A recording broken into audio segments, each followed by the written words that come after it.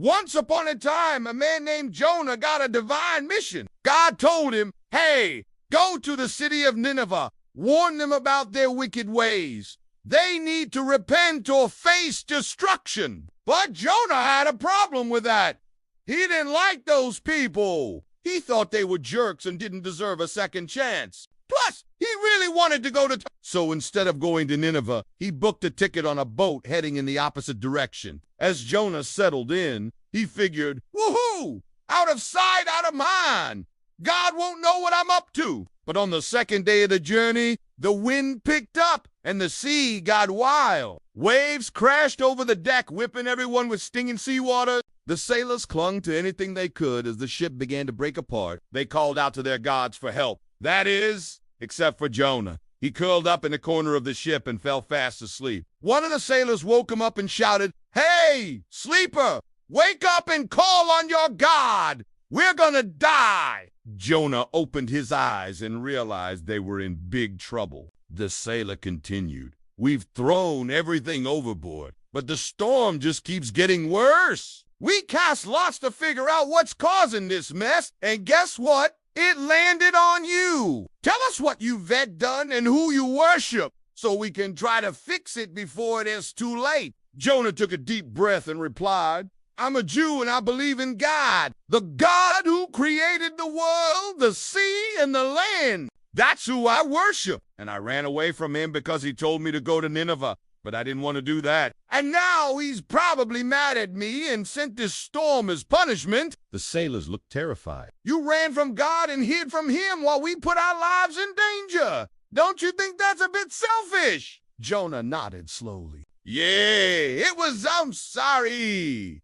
I didn't mean to hurt anyone. I'll make things right. Just save me from the storm, and I promise I'll never run from God again." The sailors didn't want to lose another man to the sea, but they had no choice. So they prayed for forgiveness and then threw Jonah into the churning waters. For a moment, everything was silent. The wind died down and the waves calmed. The sailors stared at the spot where Jonah disappeared beneath the surface and thanked God for calming the storm. Jonah, meanwhile, was enjoying a nice view of the ocean floor. But then something strange happened. A huge fish swallowed him whole. Inside the fish's belly, it was dark and cramped. Jonah couldn't move or breathe. But after 3 days, something miraculous occurred.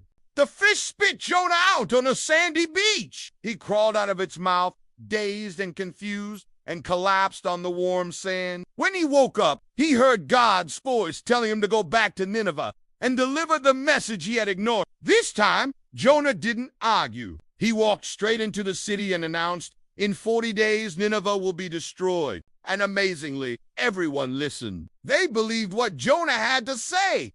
Jonah stood there stunned. He expected angry shouts and ridicule, but instead the entire city repented. The king gave up his luxurious life and everyone fasted and prayed. Just when Jonah was sure Nineveh would be spared, he got super annoyed. He stomped off to the outskirts of the city, threw himself on the ground and complained to God. "You knew they didn't deserve mercy, so why didn't you just let them get destroyed? I tried to warn them, but you kept interrupting me. What's the point of being a messenger if I can't finish my job?" God spoke to him softly. "Do you think I take pleasure in destroying cities? Do you think I created the world just to punish people? Look around you. Jonah, see the plants, the animals, the stars in the sky? I made all of that to be enjoyed. Yes, I want people to turn from their evil ways. Sure, I'll punish those who refuse, but I much prefer it when they come back to me. And Jonah, guess what? I don't want your service. I want your heart. Stop worrying about finishing your job and stop focusing on loving me. That's all that matters." And that's the story of Jonah, who went from grumpy prophet to joyful preacher because he learned that God isn't mad at us. He's just waiting for us to come home.